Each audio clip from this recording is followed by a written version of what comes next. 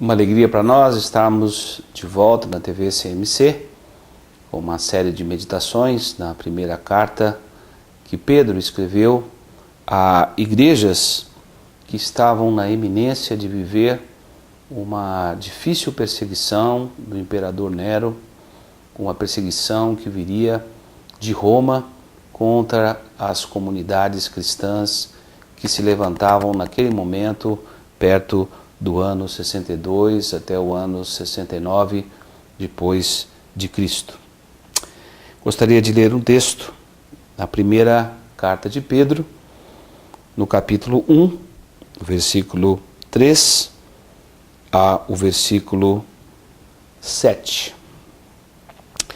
Bendito seja o Deus e Pai de nosso Senhor Jesus Cristo, que nos regenerou para uma viva esperança, segundo a sua grande misericórdia, pela ressurreição de Jesus Cristo dentre os mortos, para uma herança que não perece, não se contamina e nem se altera, reservada nos céus para vós, que sois protegidos pelo poder de Deus mediante a fé, para a salvação preparada para se revelar no último tempo. Nisto exultais, ainda que agora sejais necessariamente afligidos por várias provações, por um pouco de tempo, para que a comprovação da vossa fé, mais preciosa do que o ouro que perece, embora provado pelo fogo, redunde em louvor, glória e honra na revelação de Jesus Cristo. Perseguição não é uma novidade na caminhada de cristãos. Desde a primeira perseguição contra Estevão e depois na experiência da dispersão relatada em Atos capítulo 15, a igreja vive as consequências da sua identificação com Jesus, com a cruz e com a sua obra histórica de salvação. Essa carta foi escrita a uma igreja que era formada por gentios, que não tinham uma herança religiosa, que não tiveram uma herança hebraica e que ouviram do Evangelho através da pregação de Paulo e de Pedro.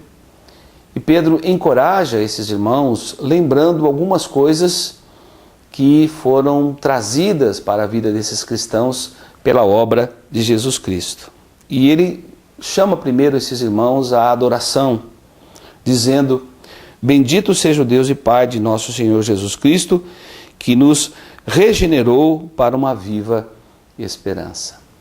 A obra de regeneração feita pelo Espírito Santo de Deus nos deu a possibilidade de termos acesso à presença de Deus, de termos a salvação confirmada pela morte e pela ressurreição de Jesus Cristo, os nossos pecados perdoados, os nossos pecados remidos, e que nos chama agora da morte para a vida, para vivermos essa viva esperança, não somente de andarmos com Deus, ou aqueles cristãos naquele momento estarem andando com Deus, mas também que viveriam na presença de Deus depois da morte. Pedro lembra que podemos adorar a Deus por causa dessa regeneração no Espírito Santo. Isso foi consequência da misericórdia de Deus.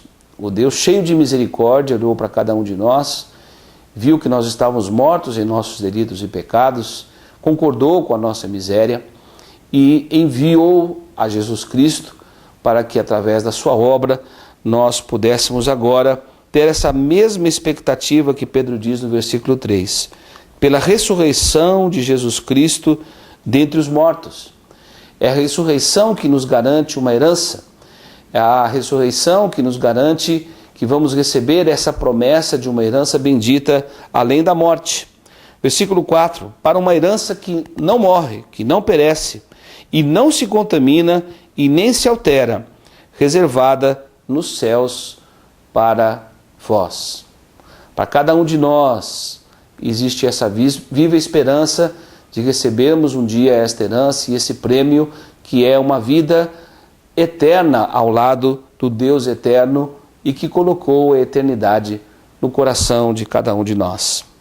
Vocês que são protegidos pelo poder de Deus, mediante a fé, para a salvação preparada para se revelar no último tempo. Por isso podemos adorar, por isso podemos sair ao encontro do Senhor com alegria e celebrar essa viva esperança. Pedro, introduzindo esse momento de adoração e de louvor, agora entra no foco dessa sua colocação. Exultem, ainda que agora vocês sejam necessariamente afligidos por várias provações que vão acontecer por um pouco de tempo, para que a comprovação da vossa fé, mais preciosa do que o ouro que perece, embora provado pelo fogo, redunde em louvor, glória e honra na revelação de Jesus Cristo. As provações têm esse propósito de fortalecer a nossa fé, de depurar a nossa fé, de trazer à nossa fé a característica de perseverança, mesmo no meio da aflição, mesmo no meio da perseguição. E assim que nós devemos reagir diante das provações. Não estranharmos essas provações e perseguições, porque isso é algo absolutamente previsto e natural na nossa caminhada peregrina aqui na terra, e em especial a esses irmãos gentios novos convertidos que estavam na iminência de sofrer uma terrível perseguição de Nero. Nós podemos adorar a Deus, nós podemos celebrar a Deus pela sua presença, pela sua fidelidade no dia da provação, e essa comprovação da nossa fé vai trazer, segundo Pedro, glória, louvor e honra no dia da revelação de Jesus Cristo.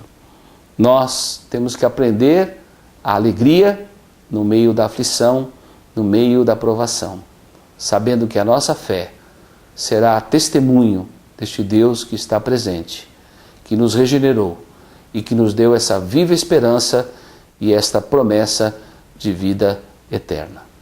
Seja assim, para a glória de Deus Pai, na nossa vida, na sua vida e na minha vida. Deus abençoe a todos os espectadores da TV CMC. tvcmc.com.br é o nosso canal para compartilhar o Evangelho do Reino de Deus e o senhorio de Jesus Cristo.